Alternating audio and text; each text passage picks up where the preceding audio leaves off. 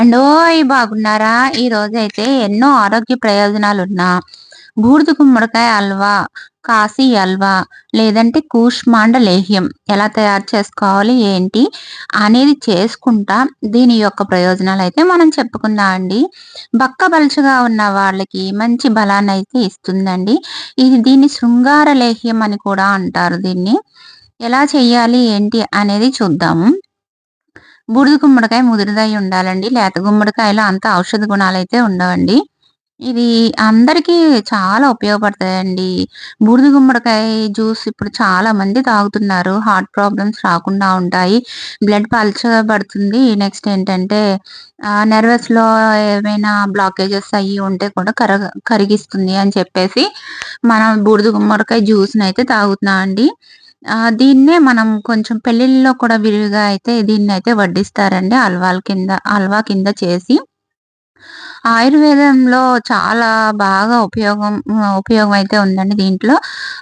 మనకి వీర్య వృద్ధికి బాగా పనిచేస్తదండి ఇది. ఎవరికైతే వీర్యం సరిగ్గా లేదో వాళ్ళకి ఆయుర్వేద డాక్టర్లు ఈ కూష్మాండ లేహ్యం అనేది సజెస్ట్ చేస్తారు కంపల్సరీ. అదే కాకుండా చాలా ఆరోగ్య ప్రయోజనాలైతే ఉన్నాయండి.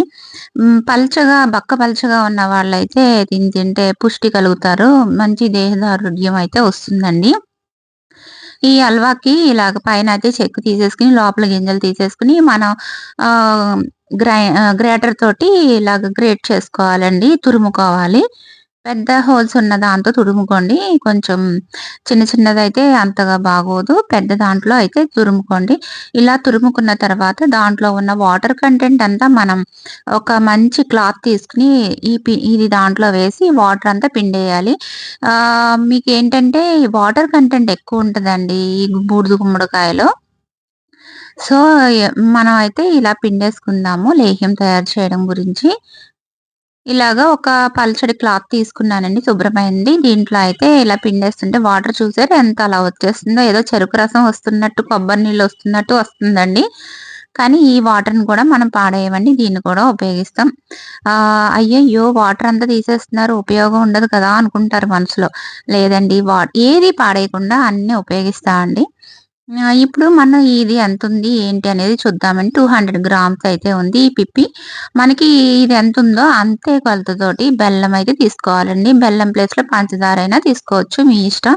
పంచదార అయితే అంత ప్రిఫర్ చెయ్యం కాబట్టి బెల్లం అయితే నేను తీసుకున్నానండి. ఇలాగా బెల్లం కూడా 200 గ్రామ్స్ తీసుకోవాలి. లేదు కొలతలొద్దు, మాకు ఇలాగ తూకాలు లేవు, ఏమీ లేవు అనుకుంటారా? అయితే వాటర్ కంటెంట్‌తో పాటు మీరు అది కొలిచేసుకొని, ఎంతుందో చూసుకొని, దానికి ముప్పావంతు బెల్లం గాని, పంచదార గాని తీసుకోండి. ఇలాగా ఇంక వాటర్ అనేది వడబోయొద్దు. వాటర్‌తో పాటు, ఆ పిప్పితో పాటు మొత్తం ఎంతుందా అనేది కొలిచేసుకోండి.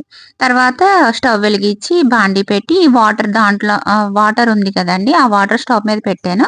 స్టవ్ మీద పెట్టిన తర్వాత మనం ఇలాగ తీసుకున్న దీన్నైతే దాంట్లో వేసేస్తాము. వేసేసిన తర్వాత కనీసం ఒక 30 నిమిషాలైనా ఉడకనివ్వాలండి. ఉడకనిస్తే మంచిగా ఉడికిపోతుంది. అది సిమ్‌లో పెట్టుకొని అయితే పైన మూత పెట్టేసి కాసేపు దాన్ని అలా ఉడకనివ్వండి. మనం ఏం కదపక్కర్లేదు మధ్యలో. లాస్ట్ ఒక 20 మినిట్స్ తర్వాత ఒక్కసారి చూడండి ఎలా ఉంది, ఏంటి అనేసి. ఎక్కువ క్వాంటిటీతో చేసుకుంటే గనక కొంచెం మీడియం మంట మీద పెట్టండి. నేనైతే 200 గ్రామ్సే కదా! చిన్న మంట మీద అయితే పెట్టి కాసేపయితే ఉడికిస్తున్నానండి. వాటర్ అనేది మనకి మొత్తం దాంట్లో ఇంకిపోయి ఉడికిపోవాలండి బాగానే.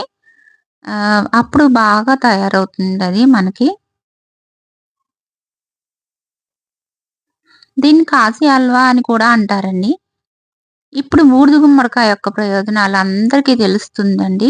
కాబట్టి ప్రతి ఒక్కళ్ళు బూడిద గుమ్మడికాయని ఏదో ఒక రూపంలో అయితే వాడుతున్నారండి. అదైతే చాలా మెచ్చుకోవాల్సిన విషయము. ఇదివరకైతే ఓన్లీ వడియాలు పెట్టుకోవడానికి అదే వాడేవారు. ఇప్పుడు పులుసు చేస్తున్నారు, పప్పు చేస్తున్నారు, హల్వా చేసుకుంటున్నారు. ఇంకా రకరకాలుగా చాలా రకాలుగా అయితే యూజ్ చేస్తున్నారండి. ఇలా బెల్లం అయితే ఏసేసిన తర్వాత కరిగే వరకు మనకి ఏంటంటే ఇప్పుడు హై ఫ్లేమ్‌లో అయితే పెట్టొద్దండి. సిమ్‌లోనే ఉంచుకోండి. లేదంటే సిమ్‌లో కన్నా కొంచెం పెట్టినా పర్వాలేదు. మాడిపోకుండా అయితే చూసుకోండి. మనకి గులాబ్ జామ్ పాకం ఎలా వస్తుందో అలా రావాలండి. అలా వచ్చిన వరకు మనం దీన్ని అలా స్టవ్ మీద అయితే ఉంచాలనమాట. అదే పంచదార వేసామనుకోండి, పంచదార వేస్తే ఇంకా తెల్లగా ఉంటది. నేను పంచదార వేయలేదు కదా! బెల్లం వేసాను కాబట్టి రంగనేది చేంజ్ అయ్యింది. ఇలా ఒక చెంచా పెట్టుకోగానే ఇంకా కావాలి, ఇంకా కావాలి అంటానే ఉంటారండి. ప్రతి ఒక్కళ్ళు అంత టేస్టీగా ఉంది అంటారు ఈ హల్వాని. ఒక్కసారి ట్రై చేయండి. చాలా అయితే బాగా కుదురుతుంది. బాగా ఆరోగ్య ప్రయోజనాలు ఉన్నాయి కాబట్టి అందరూ తినొచ్చు. పిల్లలు, పెద్దలు అందరూ. పర్టిక్యులర్‌గా శృంగార లేహ్యం అని ఎందుకన్నారంటే, వీర్య వృద్ధికి ఇది ఉపయోగపడుతదండి. అందువల్ల దీన్ని అలా అన్నారు. అలా అని దానికి ఒక్కదానికే ప్రయోజనం అని అనుకోవద్దు. ప్రతి దానికి ప్రయోజనం ఉందండి. కాబట్టి ప్రతి ఒక్కళ్ళు తినొచ్చు. ఇప్పుడు బూడిద గుమ్మడికాయల సీజన్ కదండీ! బాగా దొరుకుతున్నాయి. మనం ఎలా చేసుకోవాలి, ఏంటి అని రకరకాలుగా సెట్ చేసుకొని, వడియాలు పెట్టుకోవచ్చు. అలా చాలా. ఇలా కొంచెం పాకం వచ్చిన తర్వాత నేను ఇలాచీ అయితే వేసుకున్నానండి. ఇలాచీ వేసుకున్న తర్వాత కాసేపు కదిపి దాంట్లోకి ఐదు ఒక నిమ్మ చెక్కలైతే నిమ్మరసం అయితే పిండుతున్నానండి. రోజ్ వెసన్స్ కూడా 3 చుక్కలైతే పిండుతున్నానండి అరోమా కోసం. లేదు అనుకుంటే అవసరం లేదు అనుకుంటే కుంకుమ పువ్వైనా వేసుకోవచ్చండి ఉంటే గనక. నేనైతే ఈ రోజ్ ఎసెన్స్ వేశాను. ఒక 2, 3 చుక్కలు నిమ్మకాయ చుక్కలైతే పిండాలండి. ఎందుకంటే ఈ బెల్లం, పంచదార అనేది అలా ఉండదు. మనకి ఎలా ఉంది ఇప్పుడు కన్సిస్టెన్సీ చల్లారిన తర్వాత కూడా అదే విధంగా కన్సిస్టెన్సీ ఉంటదండి. అందువల్ల మనం లెమన్ అనేది పిండుతామండి అంతే. ఇది ఒక 10 డేస్ అయితే నిలవుంటుందండి. ఫ్రిడ్జ్‌లో పెట్టుకుంటే నెలంతా ఉంటుంది. No problem. చల్లారిన తర్వాత ఫ్రిడ్జ్‌లో పెట్టుకోండి. మనకి ఏంటంటే బయట పెట్టుకున్నప్పుడు కూడా చాలా ఎందుకండి బయట పెట్టుకున్న ఎన్నో రోజులు ఇలా తిన్నారనుకోండి, ఇంకా తినాలి, ఇంకా తినాలి అని అనిపిస్తానే ఉంటది అందరికి. చాలా నచ్చుతదండి. నిలవైతే ఉండదులెండి. శ్రమ పడక్కర్లేదు. కొంచెం నెయ్యయితే వేసుకున్నానండి. దాంట్లో జీడిపప్పు వేయించి వేద్దామనేసి. హల్వా అంటే మనకి జీడిపప్పు లేకుండా అవ్వదు కదండీ! డ్రై ఫ్రూట్స్ ఏదైనా వేసుకోవచ్చండి. జీడిపప్పయితే ఏస్తున్నాను నేను. ఇలా వేగిన తర్వాత మనం పక్కకు తీసి పెట్టుకున్న హల్వాలో అయితే దీన్ని వేసేయాలండి జీడిపప్పుని. ఈ బూడిద గుమ్మడికాయ వల్ల హార్ట్ ప్రాబ్లమ్స్ రాకుండా ఉంటాయండి. దానివల్ల చాలామంది తాగుతున్నారు దీన్ని. ఈ హల్వాలో అయితే వేసేసానండి. అంతే అండి. టేస్టీ కాశీ హల్వా, బూడిద గుమ్మడికాయ హల్వా రెడీ అయిపోయిందండి.